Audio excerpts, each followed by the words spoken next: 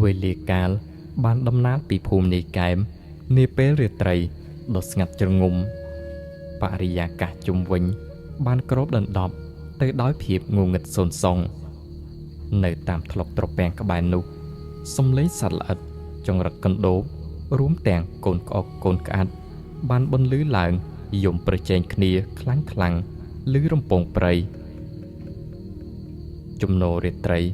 ត្រជាក់បក់មកល្វើយបណ្ដាលឲ្យមេឃឈើធំយល់យកទៅវិញទៅមកបង្កើតបានជាស្រមោលខ្មៅបក់រវិចគួរឲ្យខ្លាច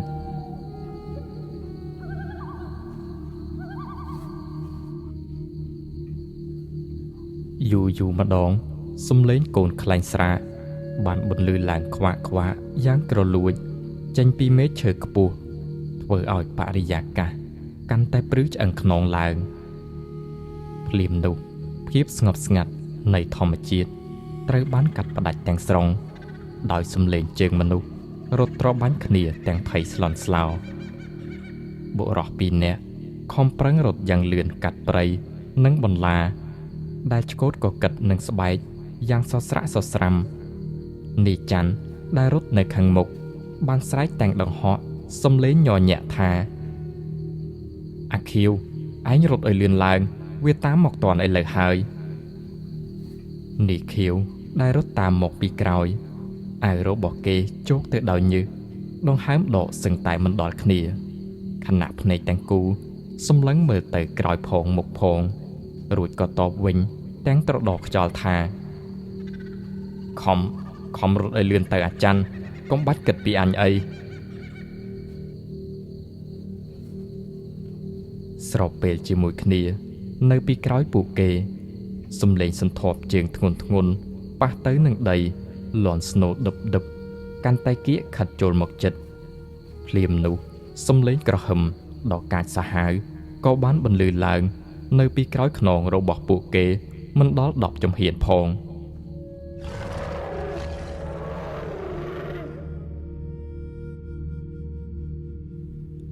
អ្នកទាំងពីរខំប្រឹងរត់កាត់ព្រៃក្រាស់រហូតមកដល់វាលស្រែក្បែរភូមិក៏បានឃើញពន្លឺចង្កៀងប្រេងកាតផ្លុងនៅខាងមុខឆ្ងាយនិងម្រេចភ្លើងតូចហោះរសាត់ចេញពីគំនរភ្នក់ភ្លើងចំបើងកាលបើឃើញសញ្ញាថាចិត្តបានមកដល់ភូមិហើយពួកគេក៏កាន់តែមានសង្ឃឹមនិងបង្កើនល្បឿនថែមទៀត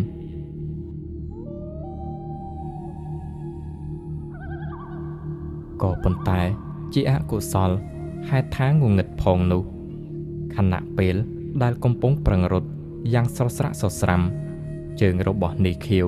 ក៏បានជំពប់ទៅនឹងដុំថ្មមួយដុំធំប៉ុនផ្លែដូងដែលកប់ក្នុងដីពាក់កណ្ដាលបណ្ដាលឲ្យខ្លួនគេដួលបោកទៅនឹងដីយ៉ាងពេញទំហឹង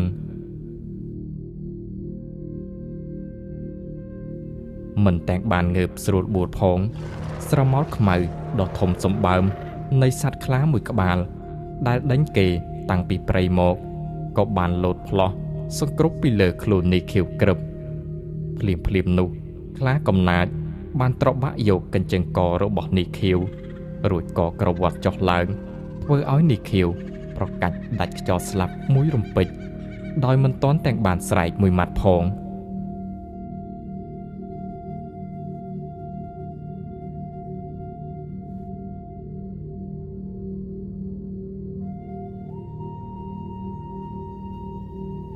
នីច័ន្ទឃើញហេតុការណ៍ដូចនេះបានស្រែកហៅខ្លាសម្លាញ់របស់ខ្លួនទាំងការតក់ស្លុតជាខ្លាំង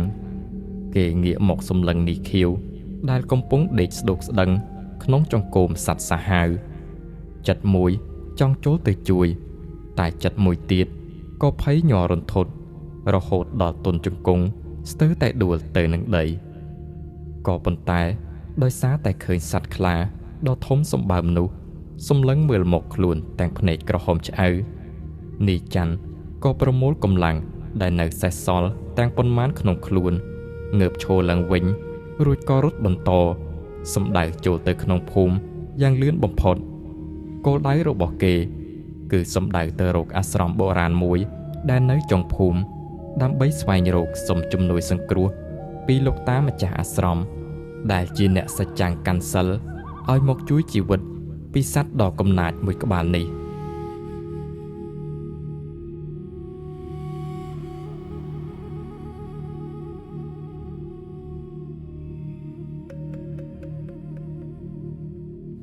នីច័ន្ទរត់ផងស្រែកផងបណ្ដាលឲ្យប្រុសចេញពីផ្ទះមកមើលហើយក៏ចាប់បាននៅអ្វីដែលនៅក្បែរដៃបំផុតដើម្បីធ្វើជាអាវុធការពារដោយខ្លះកាន់កាំបិតផ្គាក់វែងដែលទើបតែសំលៀងទុកមុខសស្ញាចខ្លះទាញបានពូថៅដំបងខ្លះទៀតប្រញាប់ដុតចន្លោះបញ្ឆេះឲ្យភ្លើងសន្ធោសន្ធៅប្រញាប់បោះចំហៀនសំដៅទៅរកប្រភពសំឡេងតែមួយអ្វីដែលកាន់តែហួសចិត្តនោះគឺអ្នកខ្លះទៀតដែលនៅក្នុងសភាពភ័យស្លន់ស្លោបានទាញទាំងចបកាប់ស្ទុះរត់តាមពីក្រោយនីច័ន្ទទាំងដង្ហក់នឹងគេដែរ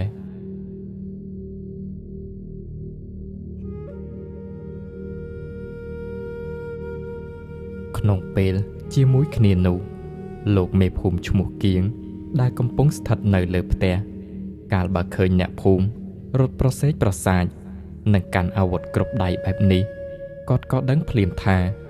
មានរឿងមិនស្រួលកំពុងតែកើតឡើងគាត់ស្ទុះទាញបានកំភ្លើងឆ្នុកបាញ់សัตว์ដែលគាត់ព្យួរនៅក្បែរសសរផ្ទះរួចក៏បញ្ចូលគ្រាប់យ៉ាងរហ័ស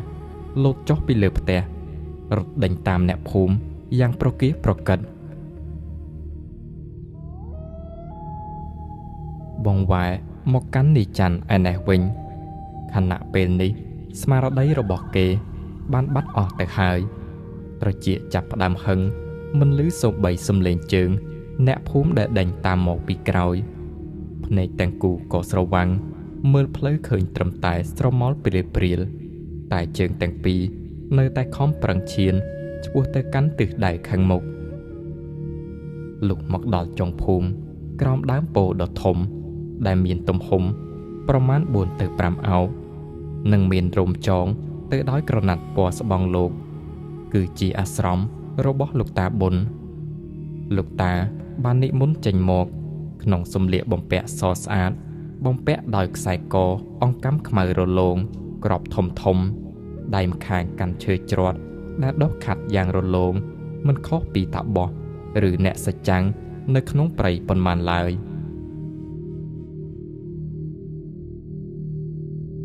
នីច័ន្ទរត់មកដល់ភ្លាមក៏លុតជង្គង់សំពះនៅចំពោះមុខលោកតារាងកាយរបស់គេញ័រទៅត្រើតដូចកូនចាបត្រូវទឹកដំណាលនឹងលោកមេភូមិនិងអ្នកភូមិដទៃទៀតក៏បានមកដល់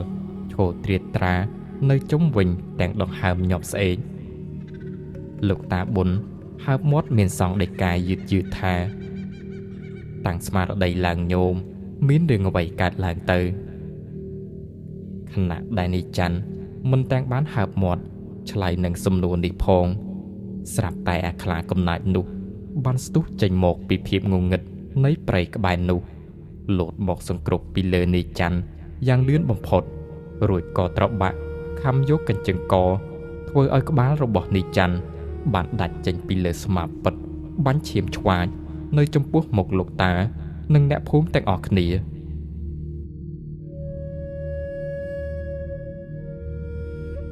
ឈាមស្រស់បានចេញពីបំពង់កដែលដាច់ស្រោចពេញដីលើអាស្រមខណៈរាងកាយដែលគ្មានក្បាលបានប្រកាច់ញ័រកន្ត្រាក់ដៃជើងបណ្ដាលឲ្យភាពតក់ស្លុតនិងចលាចលក៏បានកើតឡើងភ្លាមអ្នកភូមិខ្លះដែលនៅជិតបានចោលចន្លោះភ្លើងទៅលើខ្លានោះដើម្បីបង្អាក់សកម្មភាពវាអ្នកខ្លះទៀតលើកាំបិតនិងពូថៅស្ទុះចូលទៅកាប់សង្គ្រប់ប៉ុន្តែខ្លាមួយក្បាលនោះវាមានភាពរហ័សរហួននិងកម្លាំងលើសពីសត្វធាតុធម្មតាវាបានកញ្ជ្រោលបោលបំបុកវងមនុស្សប្រើក្រញាំដ៏មុតស្រួចទះតបទៅលើអ្នកភូមិយ៉ាងកាចសាហាវអ្នកខ្លះត្រូវវាខ្វាចដាច់ស្បែកទ្រូងរហូតមើលឃើញដល់ឆ្អឹងជំនីអ្នកខ្លះទៀតត្រូវក្រញាំវាឆូតរយះស្បែកកបាញ់ឈាមឆ្វាចដូចទឹកអ្នកដែលត្រូវធ្ងន់ជាងគេគឺត្រូវវាខ្វេះរហែកស្បែកមុខរហូតបាត់ទម្រង់ជាមនុស្សទៅហើយ ភាពច្របូកច្របល់នេះបានបណ្ដាលឲ្យអ្នកភូមិ3នាក់ស្លាប់បាត់បង់ជីវិតភ្លាមៗនៅក្នុងថ្លុកឈាមលោកមេភូមិគៀងឃើញសភាពការមិនស្រួលក៏លើកកាំភ្លើងឡើងតម្រង់យ៉ាងច្បាស់រួចកេះកៃភងបាញ់ទៅលើសត្វសាហាវនោះ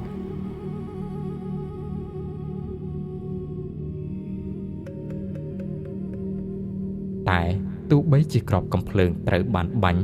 បង្កជាមុខរបួសធ្ងន់ធ្ងរដល់វាក៏ខ្លាមួយក្បាលនោះនៅតែមានកម្លាំងដដែលមុននឹងរត់ចាក់ចេញវាបានងាកមកសម្លឹងមុខរបស់លោកមេភូមិចំដោយកែវភ្នែកក្រហមឆ្អៅដូចរងើកភ្លើងបង្ហាញពីគំនុំគុំគួនរួចក៏ស្ទុះបំបោលចូលទៅក្នុងព្រៃក្រាស់បាត់ស្រមោលឈឹងក្នុងភាពងងឹតស្លុប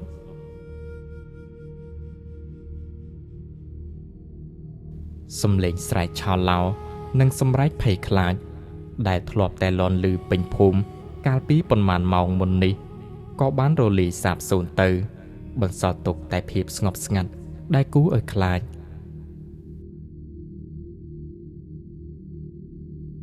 លោកមេភូមិដែលឈរជូតញើសចេញពីថ្ងាសដោយទឹកមុខស្រពោនបានដកដង្ហើមធំរួចក៏ចាប់ផ្ដើមបង្គាប់ទៅកាន់អ្នកភូមិប្រុសដែលមានកម្លាំងមាំមួនថាអ្នកណាដែលមិនមានរបួសជួយលើកខ្សែសាកសពទាំង3យកទៅតម្កល់ធ្វើបុណ្យនៅវត្តសិនទៅចំណែកអ្នកមានរបួសគ្រាគ្នាទៅសម្រាកផ្ទះខ្ញុំចាំខ្ញុំចាត់ចែងឲ្យអាក្មួយកែមវារកថ្នាំសង្កូវមកព្យាបាល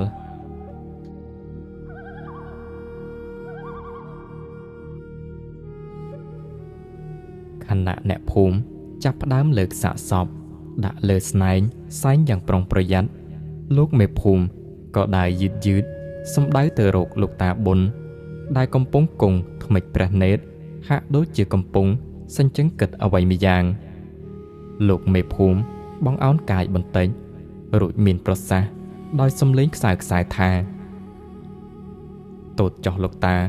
អ្វីដូចដែរកណាបានគិតទុកមែនលោកតាដកដង្ហើមធំព្រះនេត្ររបស់លោកបានបើកមើលទៅកាន់សាកសពដោយភាពស្រពាប់ស្រពោនលោកមានសង្ឃដីកាតបទៅវិញដោយសំឡេងស្ងួតថារឿងនេះប្រកាសជាមានអ្នកនៅពីក្រោយតាមចរិតនិស្ស័យដ៏ស្លូតបូតរបស់អាតមនិងការលត់ដំផ្លូវចិត្តដែលអាត្មាបានព្រានប្រដៅកន្លងមកវាមិនសមណាសុកគេត្រូវមកប្រែក្រឡាជាខ្លាស្មិលនោះម្ដងទៀតឡើយ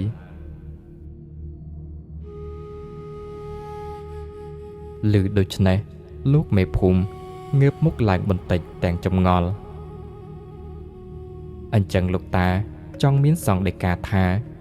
នៅសុកអាតមវាប្រែជាខ្លាម្ដងទៀតដោយសារតែមានអ្នកបញ្ជាមែនទេ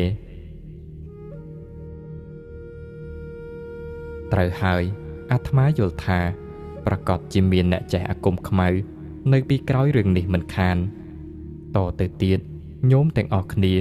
ត្រូវមានការប្រុងប្រយ័ត្នឲ្យមែនទែន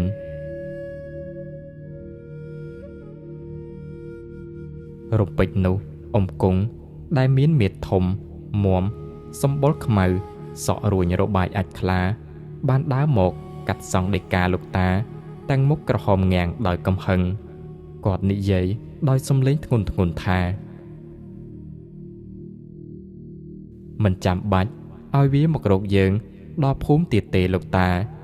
ស្អែកនេះពួកយើងនឹងនាំគ្នាទៅលេងវាដល់ព្រៃតែម្ដងលោកតាក៏មានសង្ឃដីកាកាត់ដោយក្តីអាណិតអាសូរថាមិនបានទេញោមធ្វើអញ្ចឹងបាបកម្មធ្ងន់ណាស់អ៊ំគង់ហួសចិត្តបន្តិចរួចតបទៅកាន់លោកតាថាបាបកម្មបើមិនដោយសារលោកតាអាណិតវាម្លេះអ្នកភូមិយើងក៏មិនត្រូវស្លាប់អាសាបងបែបនេះដែរបានហើយរឿងនេះលោកតាកុំលូកដៃទៀតអី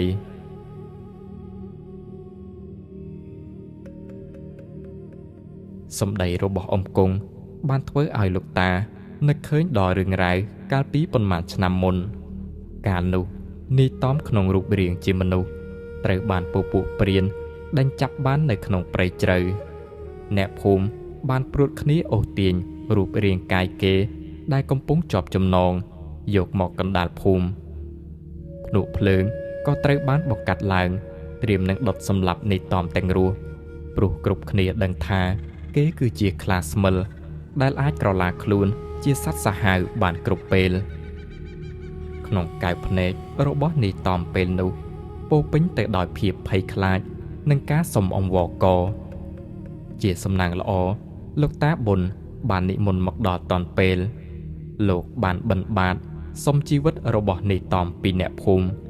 ដោយឲ្យនាយតំធ្វើសច្ចាប្រណិធានថានឹងមិនត្រូវធ្វើបាបអ្នកភូមិនិងសម្លាប់ជីវិតសត្វលោកហើយត្រូវសង់ខ្ទមរស់នៅដាច់សង្វែងម្នាក់ឯងឯក្នុងព្រៃជ្រៅបំផុតចាប់តាំងពីពេលនោះមកលោកតាប៊ុនតែងតែបង្គាប់ឲ្យនាយខៀវនិងនាយច័ន្ទដែលជាកូនសិស្សចំណិតយកបាយយកទឹកនិងសម្ភារៈប្រើប្រាស់មួយចំនួនទៅឲ្យនាយតំជាប្រចាំយូរទៅមិត្តភាពរបស់ពួកគេទាំង3ក៏កាន់តែស្និទ្ធស្នាលឡើងអ្នកទាំង3មានតំខៀវនិងច័ន្ទបានក្លាយជាខ្លាម្រ័ក្សណ៍ដ៏ស្មោះស្ម័គ្រនឹងគ្នាពួកគេតែងតែអង្គុយជជែកគ្នាលេងនៅមុខខ្ទមនាពេលល្ងាចក៏ប៉ុន្តែក្នុងរឿងនេះក៏បានឆ្លុះបញ្ចាំងឲ្យឃើញពីការពិតនៃសង្គមថាមនុស្សដែលនៅជិតយើងបំផុតក៏អាចក្លាយជាមនុស្សដែលធ្វើឲ្យយើងមានគ្រោះថ្នាក់បំផុតដូចគ្នានេះជាមេរៀនដ៏ជូរចត់គ្មាននរណាស្មានដល់ឡើយ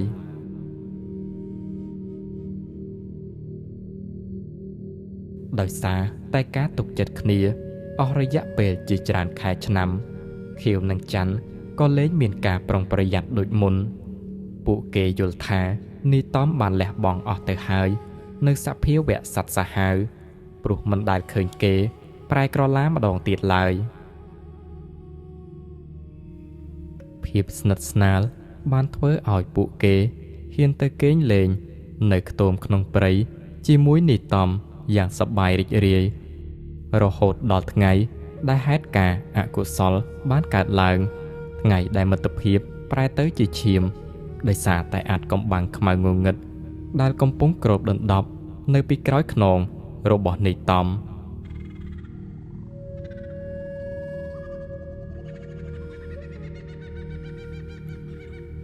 ដោយសារតែកំហឹងនឹងការស្លាប់របស់នាយខៀវនិងច័ន្ទរួមទាំងអ្នកភូមិ3នាក់ទៀតអ្នកភូមិប្រុសដែលនៅសេសសល់ដោយមានអំគង់ជាអ្នកដឹកនាំថ្ងៃស្អែកបន្ទាប់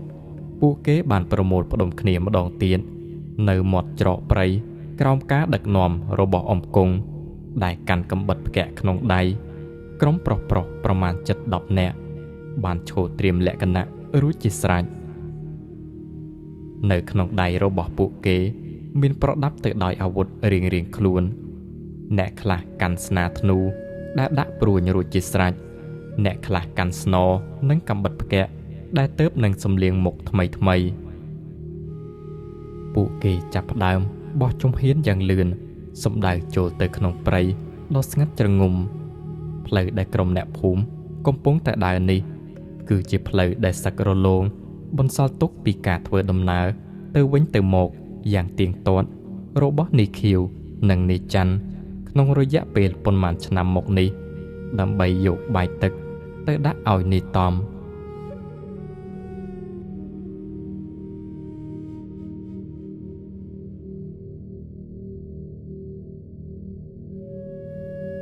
គ្រាន់តែមកដល់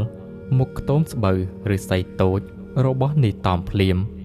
ដោយមិនមានការសាកសួរឬបង្អង់ពេលយូរអំគង់បានក្រវាត់ចន្លុះភ្លើងទៅលើដំបូលស្លឹកដែលក្រៀមស្ងួតភ្លាមនោះអណ្ដាតភ្លើងក៏បានឆាបឆេះយ៉ាងសន្ធោសន្ធៅសំឡេងផ្ទុះបែកឫស្សីប្រៅលាន់ឮពេញព្រៃផ្សែងខ្មុលខ្មាញ់ពណ៌ខ្មៅបានត្របាញ់ឡើងទៅលើអាកាស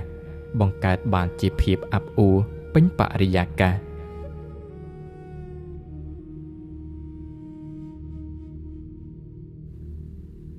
នៅក្នុងខ្ទមដែលកំពុងត្រូវបានលេបត្របាក់ដោយភ្លើងនាយតំក្នុងរូបរាងជាមនុស្សដែលកំពុងសំងំខ្លួន បានស្ទុះចេញមកក្រៅតាមចន្លោះជញ្ជាំងស្លឹកដែលមិនទាន់ឆេះដល់គេបានលោតយ៉ាងរហ័សសំដៅទៅពួននៅក្នុងគុម្ពព្រៃក្រាស់ខាងក្រោយខ្ទមអែបគៀននឹងគល់រកាដ៏ធំមួយដើមភ្នែករបស់គេប្រែពណ៌បន្តិចម្ដងបានសម្លឹងមើលទៅអ្នកភូមិដែលកំពុងដុតទីជម្រករបស់ខ្លួនដោយកំហឹងឆាបឆួលពេញទ្រូងទាំងមិនបានដឹងខ្លួនសោះថាវាមានរឿងអ្វីកើតឡើងនោះទេហេតុអ្វីសុកបែរជាអ្នកភូមិមកសម្រុកដុតខ្ទមរបស់គេចោលបែបនេះទំនងជាគេមិនបានចាំរឿងរ៉ាវគ្រប់យ៉ាងទាំងអស់ដែលបានកើតឡើងនៅពេលដែលខ្លួនគេប្រែក្រឡាជាខ្លាស្មិលឡើយ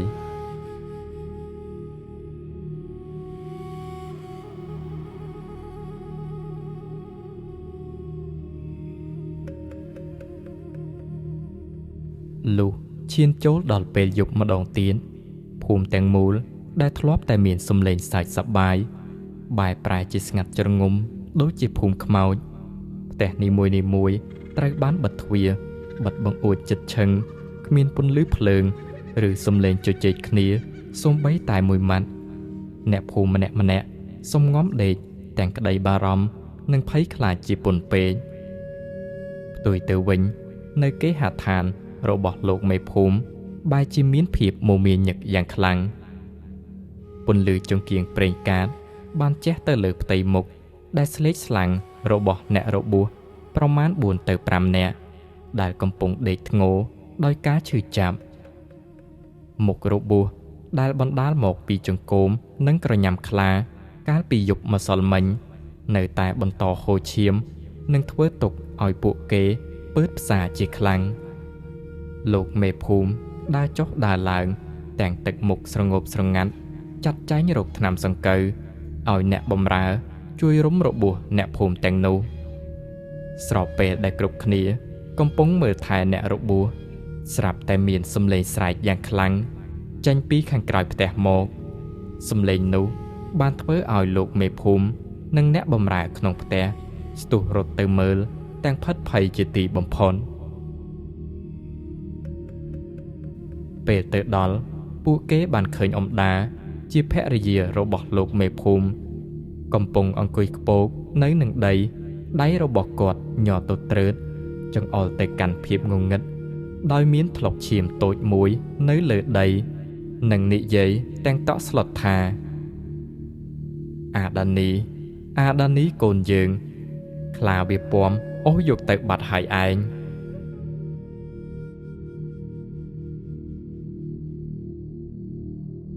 អាដានីជាកូនស្រីពៅអាយុ16ឆ្នាំដ៏ស្រស់ស្អាតរបស់លោកមេភូមិបានបាត់ខ្លួនក្នុងមួយពព្រិចភ្នែក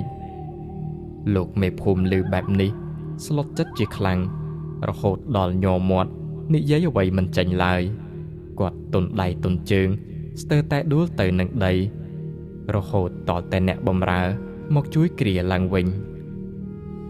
នៅក្នុងផ្ទះនាងនួនដែលជាអ្នកបម្រើបានសួរទៅកាន់អ៊ំស្រីទាំងទឹកភ្នែករលីងរលោងថាហើយរឿងនេះវាយ៉ាងម៉េចទៅវិញអ៊ំជួយប្រាប់ឲ្យពួកខ្ញុំបានដឹងផងអ៊ំដាបានរៀបរាប់ទាំងអណ្ដើតអណ្ដោះថាខណៈដែលនាងដានីកំពុងទៅដងទឹកងូតនៅពីងទឹកខាងក្រោយផ្ទះឯបក្រោមដើមទឹកដោះដូចសពដងស្រាប់តែមានសត្វខ្លាដ៏ធំសម្បើមមួយមៀតប៉ុនមេគោមួយក្បាលបានស្ទុះចេញមកយ៉ាងលឿនស្លេវវាបានសង្គ្រប់ត្របាក់ពាំយកនាងដានីបោលចូលទៅក្នុងព្រៃបាត់ស្រមោលមិនទុកពេលឲ្យអ្នកណាម្នាក់ជួយតាន់ឡើយ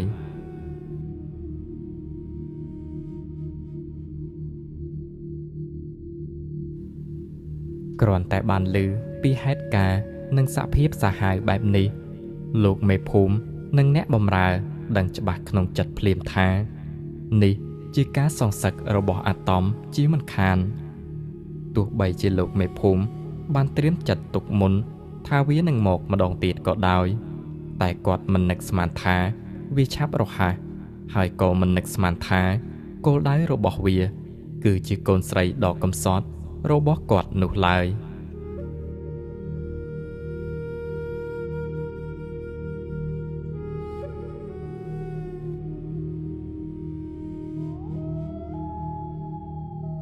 នៅយប់ដដែលនោះ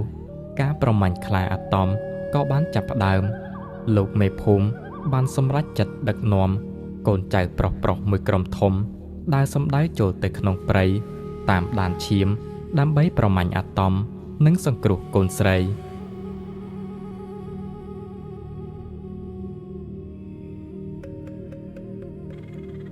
ប៉ុន្តែអ្វីដែលពួកគេនឹកស្មានមិនដល់នោះគឺខ្លាអាតមមិនបានរងចាំនៅក្នុងព្រៃឡើយវាបានប្រើល្បិចបង្វែរដានហើយត្រឡប់មកកាន់ភូមិវិញម្ដងទៀតក្នុងសភាពសាហាវជាងមុនរាប់សិបដងសត្វខ្លាស្មិលបានស្ទុះខំមិនរើសមុខមិនថាមនុស្សមិនថាសត្វពាហនៈដែលវាជួបប្រទះវាហាក់បីដូចជាសត្វខ្លាឆ្កួតដែលបាត់បង់សតិបង្កឲ្យមានភាពចលាចលពេញភូមិសាជាថ្មី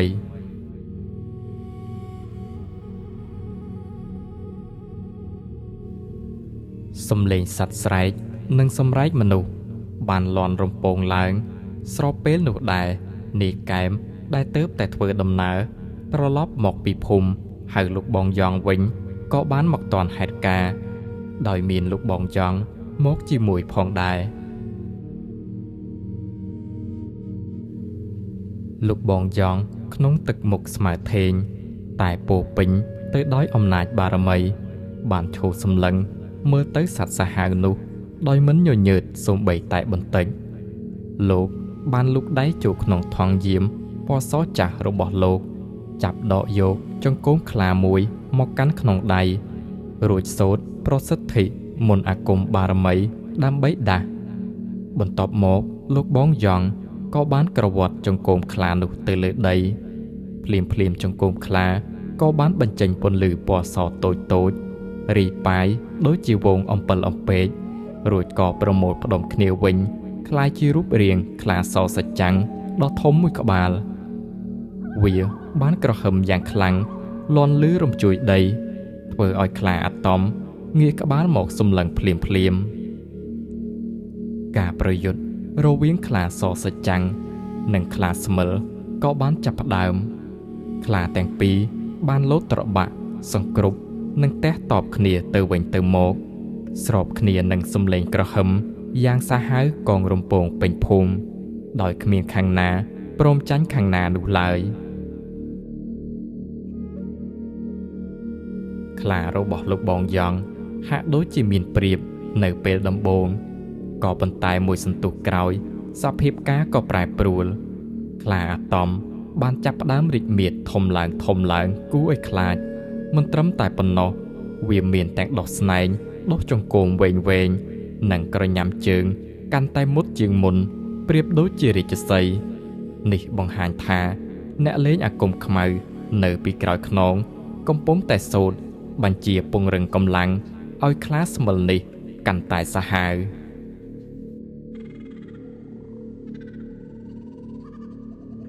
ខ្លាអសូរកាយបានស្ទុះទៅតបសង្គ្រប់ពីលើខ្លាអាគមរបស់អំយ៉ងខំក្រវីបោកវីវក់រហូតងើបលេងរួចលោកបងយ៉ងឃើញសភាពការមិនស្រួលក៏ប្រាប់ឲ្យនាយកែមទៅរកខ្សែពួរមួយច្រវាយមកឲ្យ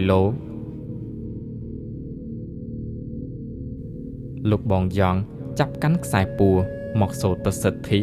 ធ្វើឲ្យខ្សែពួរធម្មតាប្រែជាមានពន្លឺពណ៌មាសឆ្អិនឆ្អៅរួចគាត់ក៏ក្រវាត់ទៅលើរូបរាងខ្លាស្មិលនោះខ្សែពួរពណ៌មាសបានរឹតរួបខ្លួនខ្លាអសូរកាយរហូតវាស្រែកដោយភាពឈឺចាប់ហើយក៏ដួលក្រឹបទៅលើដីប្រកាច់រមូលខ្លួនចុះឡើង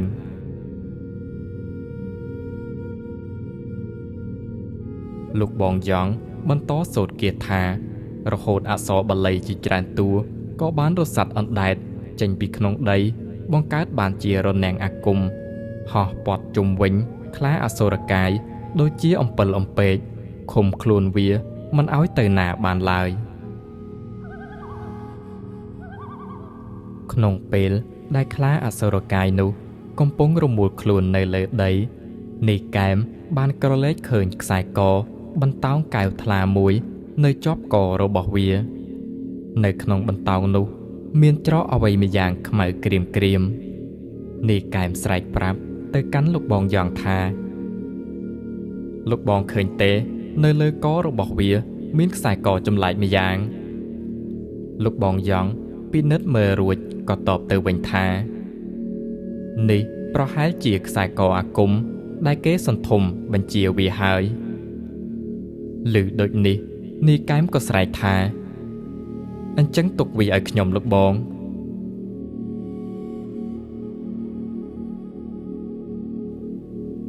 ខណៈពេលដែលនាយកែមរៀបនឹងបេះផ្ដាច់ខ្សែកនោះទៅហើយខ្សែពូអាគមពណ៌មាសដែលលោកបងយ៉ងកំពុងសូត្រចងខ្លាក៏បានរលុងបន្តិចធ្វើឲ្យខ្លាអសុរកាយដែលមានខ្លួនដូចជារាជសីវត្តក្បាលមកត្របាក់ខំកញ្ចឹងករបស់នាយកែមយ៉ាងពេញទំហឹងអ្នកភូមិនិងលោកមេភូមិដែលទើបនឹងត្រឡប់មកដល់បានឈរមើលហេតុការណ៍នេះដោយក្តីរន្ធត់ជាទីបំផុតក៏ប៉ុន្តែនាយកែមមិនបានដាច់រលាត់ស្បែកសូម្បីតែបន្តិចឡើយនេះក៏ដោយសារអំណាចនៃយ័ន្តក្រឡាហោមគង់ដែលមាននៅជាប់ខ្លួនរបស់គាត់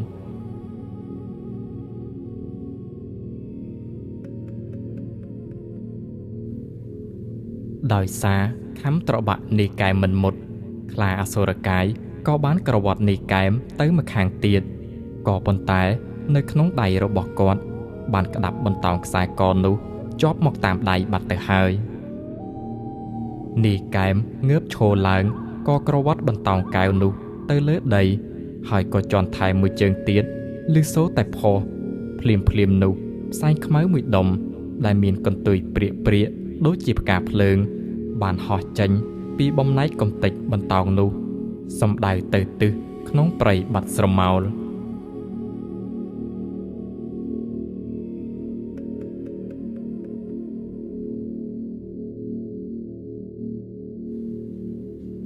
បន្ទាប់ពីបន្តោងខ្សែកអាគមនោះត្រូវបានកំទេចចោលរូបរាងខ្លាអសុរកាយក៏បានដួលសន្លប់ហើយក៏បានប្រែកាយពីសត្វសាហាវត្រឡប់មកជានាយតមវិញដោយសន្សឹមក្នុងសភាពអាក្រាតកាយនិងទន់ខ្សោយសន្លប់នៅលើដីចំណែកឯខ្លាសច្ចាំងពណ៌សក៏ត្រូវបានរលាយរូបរាងកាយคล้ายជាចង្កូមខ្លាវិញដូចដើមលោកបងយ៉ងបានសូត្ររំដោះរនាំងអាគមចេញរួចក៏ស្ទុះទៅមើលនាយកែមដោយក្តីបារម្ភក្នុងនាមជាបងប្រុសភាពស្ងប់ស្ងាត់បានវិលត្រឡប់មកវិញប៉ុន្តែភាពអាថ៌កំបាំងនៃផ្សែងខ្មៅដែលហោះគេចខ្លួននោះនៅតែជាចំណោទសម្រាប់អ្នកគ្រប់គ្នា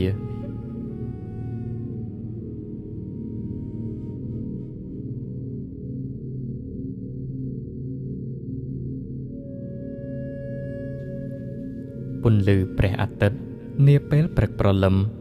បានចាំងចូលមកតាមប្រឡោះដំបូលអាស្រមជះមកលើរូបរាងកាយដែលពោពេញទៅដោយភាពនឿយហត់របស់នាយតំត្របកភ្នែកដែលធ្លាប់តែធ្ងន់ចិត្តចាប់ផ្ដើមបើកយឺតដោយភាពលំបាកជាដំបូងត្រចៀករបស់នាយតំ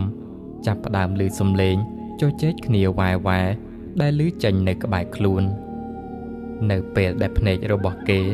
ចាប់ផ្ដើមបើកឡើងព្រឹមសម្លឹងមើលទៅលើគេក៏បានឃើញនៅដំបូលធ្នឹមស្បូវមុននឹងលេចចេញនៅផ្ទៃមុខរបស់មនុស្ស3នាក់ដែលកំពុងអោនឈ្ងោកមើលមុខគេដោយក្តីបារម្ភអ្នកទាំង3នោះគឺជាលោកតាប៊ុនលោកបងយ៉ងនិងនីកែមរបស់យើងនោះឯងបន្ទាប់ពីបានធូរស្រាលនិងមានស្មារតីនឹងណូបន្តិចលោកតាប៊ុនក៏បានចាប់ផ្ដើមរៀបរាប់រាយរាប់រឿងរ៉ាវអកុសលទាំងអស់ដែលបានកើតឡើងនៅក្នុងភូមិក៏ដូចជាមរណភាពរបស់នីខៀវនិងនីច័ន្ទឲ្យនីតំបានដឹង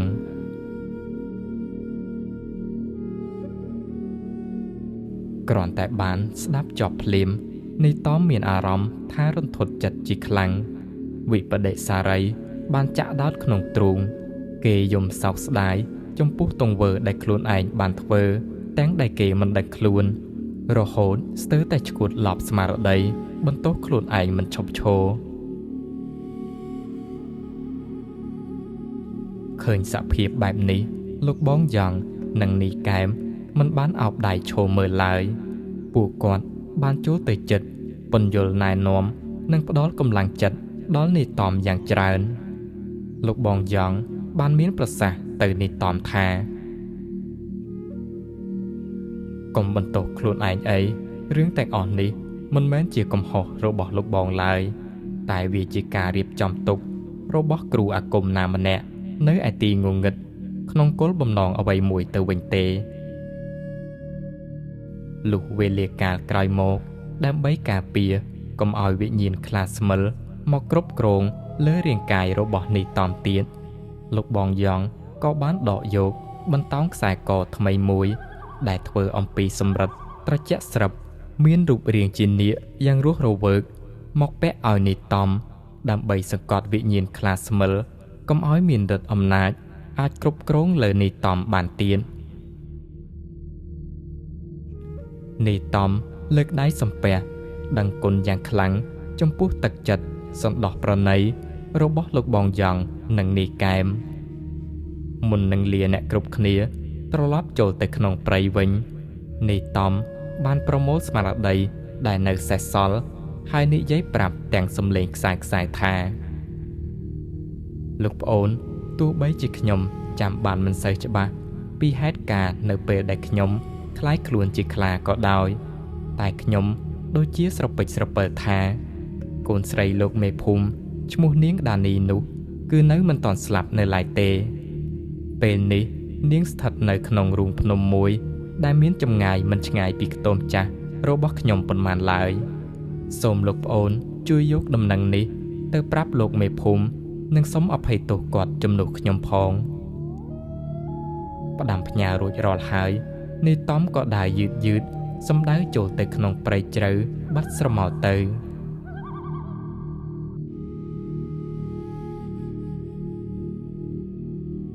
គ្រាន់តែបានដំណឹងថាកូនស្រីនៅមានជីវិតភ្លាមលោកមេភូមិមិនបងអង្គយូរឡើយលោកក៏ចាត់ឲ្យអ្នកភូមិជូនដំណើរលោកទៅរកកូនស្រីភ្លាមជាការពិតណាស់ពួកគេបានឃើញនាងដានីនៅក្នុងរូងភ្នំនោះពិតមែននាងនៅមានដង្ហើមគ្រាន់តែសភាពទន់ខ្សោយខ្លាំងនិងមានរបួសធ្ងន់ធ្ងរខ្លះនៅតាមរាងកាយប៉ុន្តែមិនប៉ះពាល់ដល់អាយុជីវិតឡើយនាងគឺត្រូវការពេលវេលាសម្រាប់សម្រាកព្យាបាលយ៉ាងដិតដល់នោះទើបអាចមានកម្លាំងឡើងវិញ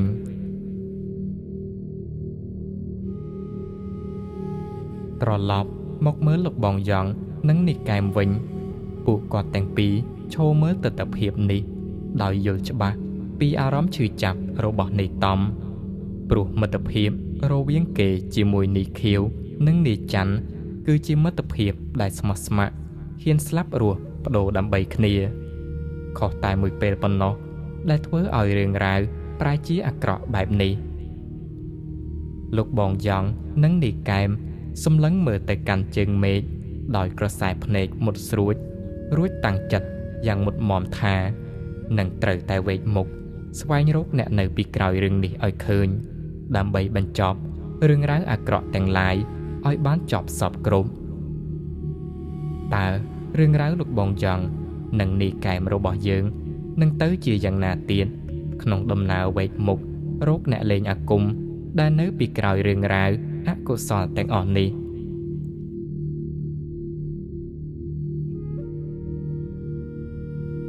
រឿងរ៉ាវនេះបានបង្កប់អត្ថន័យអប់រំយ៉ាងជ្រាលជ្រៅអំពីការអត់ធ្មត់ដើម្បីស្វែងរកការពិតមុននឹងយើងសម្រេចចិត្តកាត់សេចក្តីឬវិនិច្ឆ័យទៅលើនរណាម្នាក់ថាជាមនុស្សអាក្រក់ហើយយើងត្រូវតែពិនិត្យមើលឲ្យគ្រប់ជ្រុងជ្រោយព្រោះជួនកាលអ្វីដែលយើងបានឃើញនៅនឹងភ្នែកអាចគ្រាន់តែជាល្បិចកលដែលគេរៀបចំឡើងប៉ុណ្ណោះសាច់រឿងរបស់យើងក៏បានឈានមកដល់ទីបញ្ចប់សូមអរគុណសូមជម្រាបលាជួបគ្នានៅសាច់រឿងបន្ទាប់